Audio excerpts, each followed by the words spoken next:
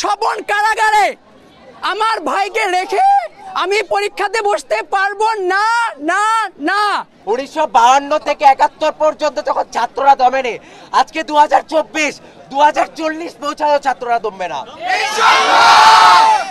আমি বলবো আপনারা এক একজন এক একটা প্রধানমন্ত্রী, আপনারা এক একজন একটা প্রধানমন্ত্রী। আমরা রাজাকার না, আমরা সন্তান রাজাকার না, রাজাকার না, আমাদের সন্তান রাজাকার না। আমাদের সন্তানকে রাত্রে 3টার সময় কেন ধরে নেওয়া হয়, এর জবাব প্রশাসন দিতে হবে। সকল ছাত্রছাত্রী, সকল শিক্ষককে আমি আন্তরিকভাবে ধন্যবাদ জানাচ্ছি আমাদের সাথে আজকে যোগ দেওয়ার জন্য। আমি খুবই শর্টে একটা কথা বলবো। টেলিভিশনে আইনমন্ত্রী বারবার বলছে শিক্ষার্থীদের বিপক্ষে কোনো মিথ্যা মামলা দেওয়া হবে না, যে মিথ্যা মামলা দেওয়া সেগুলো প্রত্যাহার করবে। তিনি কি তার কথা রাখতে পেরেছেন? এই ধরনের মিথ্যা কথা আমরা কি মানতে পারি? আমাদের ভাইদের ধরে নিয়ে যাচ্ছে, বাসা থেকে ধরে নিয়ে যাচ্ছে। নিরাপত্তা কোথায় সরকার থেকে? তারা বারবার বলছে সরকাররা যে আমাদের নিরাপত্তা দিচ্ছে, নিরাপত্তা আজকে কোথায়? আমিও জানতে চাই, সবাই জানতে চায়, জানতে চাই, জানতে চাই, জানতে চাই, জানতে চাই। আর আমাদের বাবা ট্যাক্সের টাকা দিয়ে আপনারা আমাদের উপর গুলি করতেছেন। এই দেশটা কারোর বাপের না, এই দেশটা সবার, জনগণের। আমার ভাই মুক্ত হবে, এরপর আমরা সবাই মিলে পরীক্ষা দিতে বসবো। কি দোষ ছিল আমার ভাই স্বপনের, স্বপ্নর কি দোষ ছিল মুগ্ধ ভাইয়ের? যে মুগ্ধ ভাই সামান্য পানি বিলাই বেড়াচ্ছিল। একটা স্বাধীন দেশে একজন পিপাসা যে পায় তাকে পানি খাওয়ানো কি অপরাধ? দেশে একজন তৃষ্ণার্ত মানুষকে পানি খাওয়ানো কি অপরাধ? একটা ছোট্ট 6 বছর মেয়ের ছাদে যাওয়া কি অপরাধ? একটা ছোট্ট মেয়ের জানালার শিক ধরে দাঁড়ায় থাকা কি অপরাধ? তাদের কি অপরাধ ছিল যে তারা গুলিবিদ্ধ হলো? তাদের কি অপরাধ ছিল? আমাদের এখন প্রধান দাবি, আমাদের যত এইচএসসি পরীক্ষার্থী আছেন, শুধুমাত্র রাজুকের না, সারা বাংলাদেশের যত এইচএসসি পরীক্ষার্থী আছে তাদের সবাইকে আগামী কার্যদিবস রবিবারের ভিতরে মুক্তি চাই, মুক্তি চাই, মুক্তি চাই, মুক্তি চাই, মুক্তি চাই, মুক্তি চাই, মুক্তি চাই, মুক্তি চাই, মুক্তি চাই, মুক্তি চাই, মুক্তি চাই, মুক্তি চাই, মুক্তি চাই, মুক্তি চাই, মুক্তি চাই। 1952 থেকে 71 পর্যন্ত যখন ছাত্ররা দমে নেই, আজকে 2024 2040 পৌঁছায়ও ছাত্ররা দমবে না। একটা কথা মাথায় রাখেন, শেষ কথা, একটা প্রিজন ভ্যান ঢুকবে, 2000 মানুষের তো এক প্রিজন ভ্যানে জায়গা দিতে পারবেন না।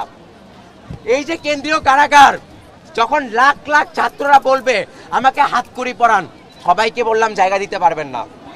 সময় আছে, গরম তেলে পানি ঢালবেন না। আজকে আপনারা আমার ছেলের জন্য বা অন্যান্য আমার সন্তান সমতুল্য যারাই এই কোটা আন্দোলনে অ্যারেস্ট হয়েছেন বা আঘাতপ্রাপ্ত হয়েছেন বা রক্ত ঝরাইয়েছেন, আমি ওনাদের সবার প্রতি আমার অন্তরের অন্তঃস্থল থেকে কৃতজ্ঞতা ও ধন্যবাদ জানাই আপনাদেরকে সবাইকে। আমাদের প্রিন্সিপাল স্যার আমাকে বলছেন যে আইজি ছাড়া আপনার সন্তানের মুক্তির জন্য আমি এমন কোনো কেউ নাই যাকে বলি নাই। হ্যাঁ, আমার সন্তান, আপনার ছেলে আমার সন্তান, আমার ছেলে রাজুকে ভর্তি হয়েছে, আজকে রাজুকের ছেলেরা এখানে আসছেন। হ্যাঁ, আমি অত্যন্ত গর্বিত যে আপনারা আপনারা যারা আসছেন, যারা আপনার এই রাজুকের স্টুডেন্ট, আসলে আপনারা একটা এদেশের একটা মুকুটহীন সম্রাট। আমি বলবো আপনারা এক একজন এক একটা প্রধানমন্ত্রী, আপনারা এক একজন একটা প্রধানমন্ত্রী। আমরা রাজাকার না, আমরা সন্তান রাজাকার না, রাজাকার না, আমাদের সন্তান রাজাকার না। আমাদের সন্তানকে রাত্রে 3টার সময় কেন ধরে নেওয়া হয়, এর জবাব প্রশাসন দিতে হবে। আমার সন্তানের ফর্ম টিচার,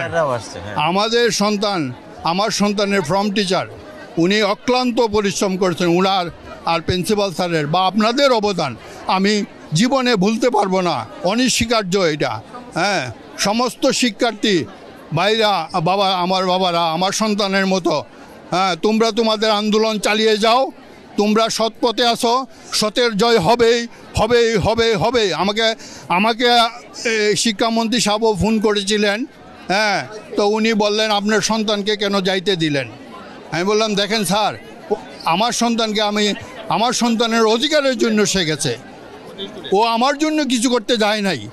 আমাকে কোনো ফ্লড বা রাজুকের কোনো ফ্লাডের জন্য ও যায় নাই।